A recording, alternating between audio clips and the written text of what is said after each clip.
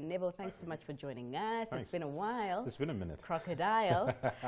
But nonetheless, I mean, we're talking about home right now, and so many forecasts coming out regarding exactly how fast or how not so fast Africa is projected to grow. What do you make of all the forecasts? Well, I think it's an interesting time in the sense that for me, the forecast is more about the direction as opposed to the number. Sure. If we look at the reasons, behind the IMF World Bank revisions downwards for SSA in particular, it's all to do with, external environment, China, US, etc., and obviously idiosyncratic issues.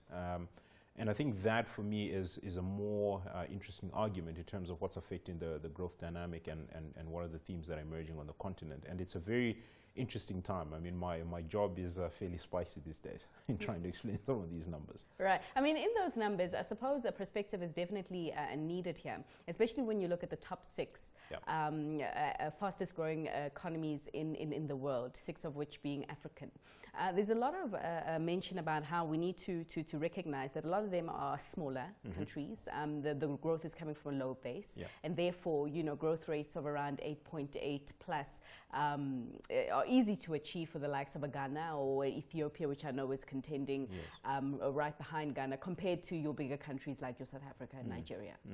Well, I think if we look at that headline number, which is an average, so the likes of Nigeria, Angola, whatever, in South Africa would have a bigger weight in terms of where we're actually sitting on that 2.3. But there's such a huge contrast, like you mentioned. The economies that are growing at 8%, and South Africa here we're growing at sub 1.2%. So it's almost a balancing act. But within that space, and this is where I always labor the point that yes, look at the headline average, but also look at the opportunities that are inherent in some of the smaller markets. So here we're talking about South African corporates pushing into the rest of the continent. You can pick and choose, where you actually can make some money off of that. It's not all 2.3% across the spectrum. Yeah, for sure. I mean, a growth being like a bedrock of where you invest. So I'm looking at them now. So it's Ethiopia, Rwanda, Ghana, Cote d'Ivoire, Senegal, Benin, Kenya. Those are the top 6. Should investors be putting their money in those countries? Well, I would certainly say that the growth is one aspect of the story. We take into consideration what the operating environment actually looks like on the continent.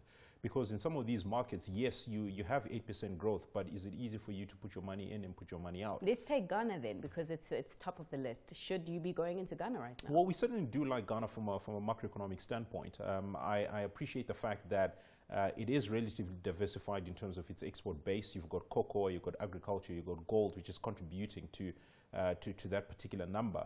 But where things for me start getting a bit interesting is in 2020 they'll be heading to the polls, similar to what we have here, and there'll always be issues around whether there's going to be fiscal indiscipline, whether they're going to overspend, what are those numbers going to look like. So I think there are some headwinds that are building up on the horizon. But by and large, if we look at what has happened over the last 3 years in terms of the IMF program, you do get the sense that they've learned their lesson in a sense in terms of ensuring that there is fiscal discipline and that the money will be kept in check. So I like it on the whole, but there are some questions that are building. Right, and I mean the current favorites right now when you talk about countries that are doing well on the continent, Ethiopia and Rwanda, what do you make of their investment cases? I like Ethiopia in terms of the political revolution that we're seeing. I think there's a breath of fresh air in terms of some of the moves that the Prime Minister is making there. So there's definitely a feel that there's the political discourse is actually leading to this economic renaissance in a sense. So I would say that 8% is certainly mouth-watering and one to look at, but it's still not as easy to move your dollars out once you have your money in. So there are some steps that are still being taken, but yeah, I think by and large it's one of the better economies to actually invest in. And I mean Rwanda, and especially with the simmering tensions that are currently underway with Uganda. It's doing great specifically on the tech side if you see what that country has managed to achieve. But is it safe to put money in Rwanda right now, and especially because of those rising would-be geopolitical tensions with its neighbor? I don't think the real question is whether it's safe or not. It's whether you actually get paid for that risk that you undertake. And that's always been the investment case of not only Rwanda but the rest of Africa, to say, yes, there are always risks that are more dramatized in a sense in Africa relative to your developed world.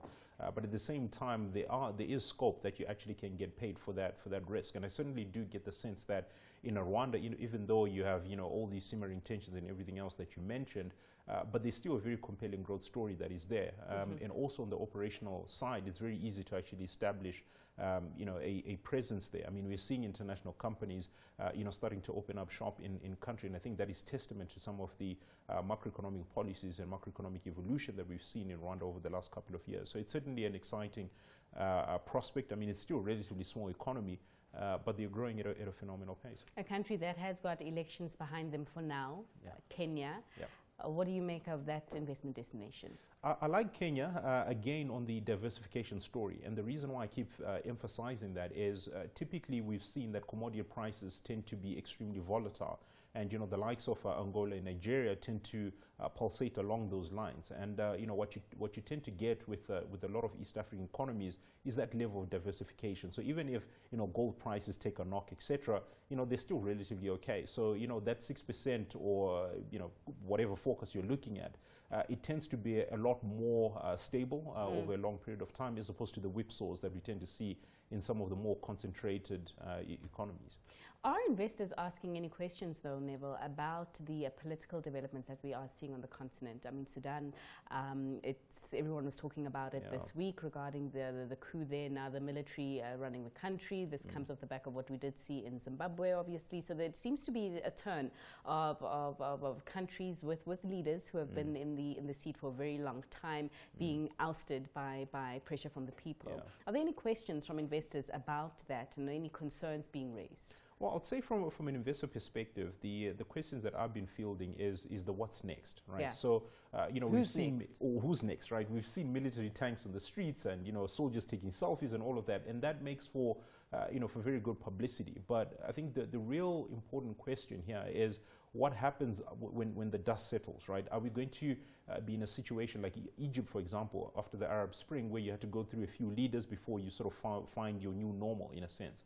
Or do you immediately get to fully fledged democracy? And I think the evidence so far is that there will be a little bit of tension, simply because it's a country that is used to one way of doing things, and then suddenly that changes overnight.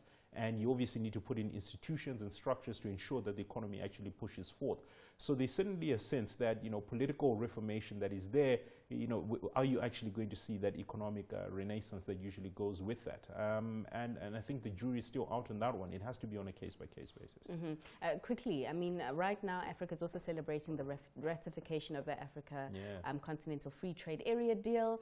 What do you see the impact of that deal being on the continent, particularly the 6 fastest growing economies right now in the world, which happen to be here as well? I'll say that the prospects are extremely enticing, because one of the things that has really plagued Africa is the low inter-Africa trade, and that is currently sitting at about 15% or whatever number you look at. So it really is a very, very good opportunity for us if we actually do get it right. I think, Nigeria is still sitting on the sidelines of that. So once they sign on or get on board, it then becomes, a much more broader discussion. If they get on board. If they get on board. I mean, it is the giant in the room, right? So Neville, let us leave it there. Thanks so much for your time. Of Thanks. course, that was Neville Mandimika, who is an Africa risk analyst at RMB.